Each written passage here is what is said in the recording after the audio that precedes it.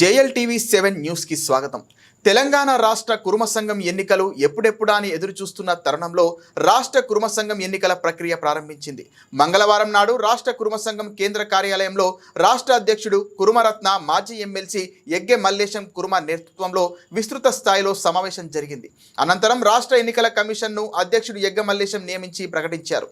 ఇదిలా ఉండగా రాష్ట్ర వ్యాప్తంగా ఉన్న జిల్లాల కోఆర్డినేషన్ కమిటీలకు కూడా స్వీకారం చుట్టింది. ఇందులో భాగంగా ముందుగా సంగారెడ్డి జిల్లా కురుమ సంఘం ఎన్నికల కోఆర్డినేషన్ కమిటీని కూడా నియమించడం జరిగింది.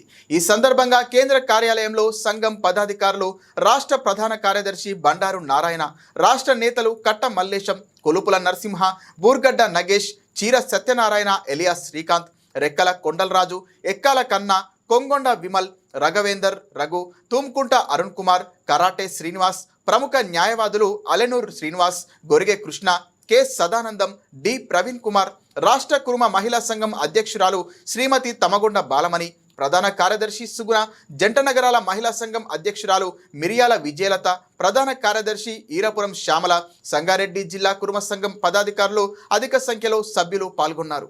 రాష్ట్రంలో ఉన్న 32 జిల్లాల కమిటీ సభ్యుల ఎన్నిక, అలాగే జంట నగరాల్లో 25 అసెంబ్లీ నియోజకవర్గాల కమిటీ సభ్యుల ఎన్నికల ప్రక్రియ ముగియగానే రాష్ట్ర సంఘం ఎన్నికల తేదీని ప్రకటించడం జరుగుతోందని తెలిసింది. విస్తృత స్థాయిలో సమావేశం అనంతరం రాష్ట్ర కురుమ సంఘం అధ్యక్షులు ఎగ్గ మల్లేశం గారు మీడియా సమావేశం ఏర్పాటు చేసి ఎన్నికల ప్రక్రియ ప్రారంభం విషయంలో విద్యార్థులు ఉన్నత విద్య చదువుకునేందుకు కురుమ హాస్టల్లో పాటు మరో హైదరాబాద్, నారాయణగూడ పరిసర ప్రాంతాల్లో సువిశాలమైన భవనం తీసుకుని విద్యా బోధనలకు కూడా రాష్ట్రం సంఘం తగు చర్యలు తీసుకుంటోందని వివరించారు. అలాగే పలు విషయాలను అధ్యక్షులు మల్లేశం గారు వెల్లడించారు.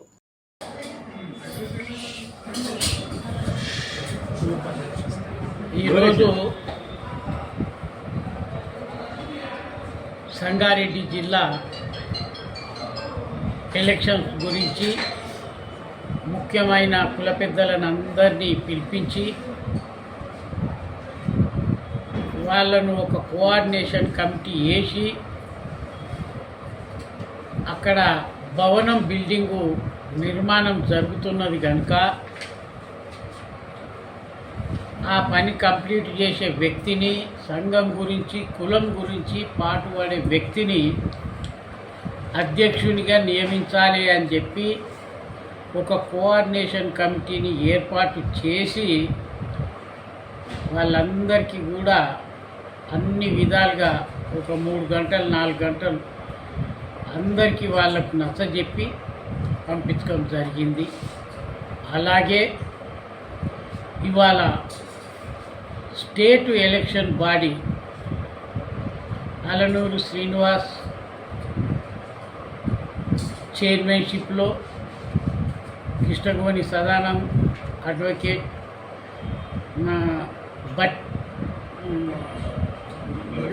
గొరిగే కృష్ణ, అలాగే మన ప్రకాష్, అలాగే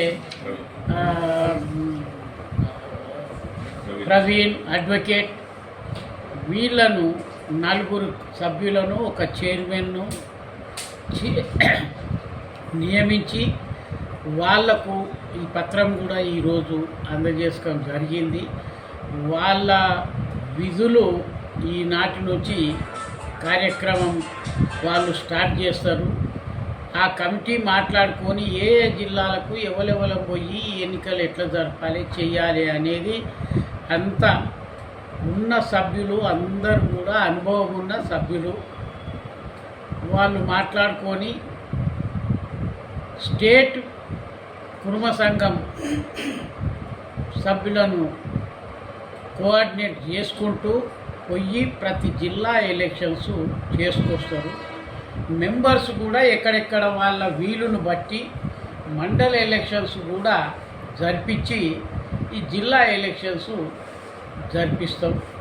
తొందరలోనే ఈ ప్రక్రియ కంప్లీట్ చేసి నూతన అధ్యక్షుడిని, కార్యవర్గాన్ని, మిగతా జనరల్ బాడీ మీటింగ్లో ఇంకేమన్నా కొత్త విషయాలు ఉంటే కూడా నిర్ణయాలు తీసుకొని ముందుకు పోతాం.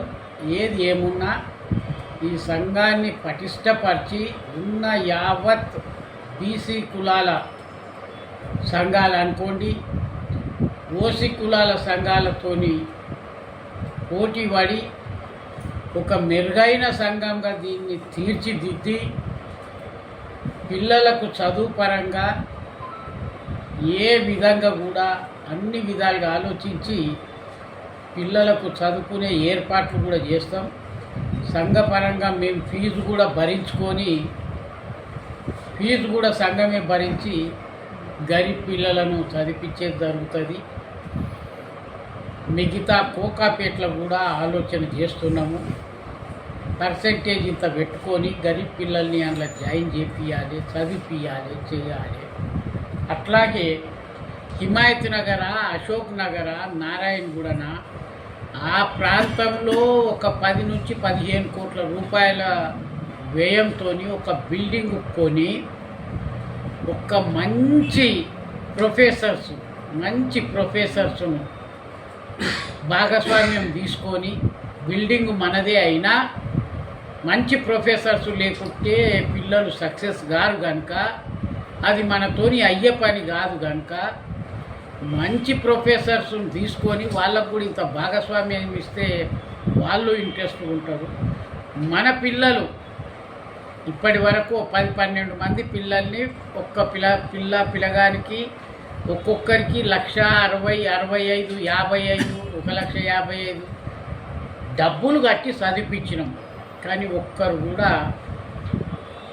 ఫస్ట్ అటెంప్ట్లో కాలే, మళ్ళీ సెకండ్ అటెంప్ట్ చేస్తాము అని కూడా మా దగ్గరికి రాలే. మన కాలేజ్ ఉన్నట్టయితే 3 సార్లు అటెంప్ట్ చేసినా ఏం పర్వాలేదు. ₹1 ఫీజు సంఘం కట్టవలసిన అవసరం లేదు, వాళ్ళు కట్టవలసిన అవసరం లేదు. సంఘం దీనికి ఒక మంచి ప్రొఫెసర్ను మన తరపుకెళ్ళి చైర్మన్ వారి ఆధ్వర్యంలో, ఆ లెక్చరర్సు ప్రొఫెసర్సు ఆధ్వర్యంలో ఈ టీచింగ్ జరుగుతుంది. ఇది రేపు ఎల్లుండి ఇంకా ముఖ్యమైన కొద్దిమంది కుల పెద్దలను కూడా కూర్చుండబెట్టుకొని మాట్లాడి మేము ముందుకు పోతామని చెప్పి యావత్ తిరుమలకు తెలియజేసుకొని జరుగుతుంది.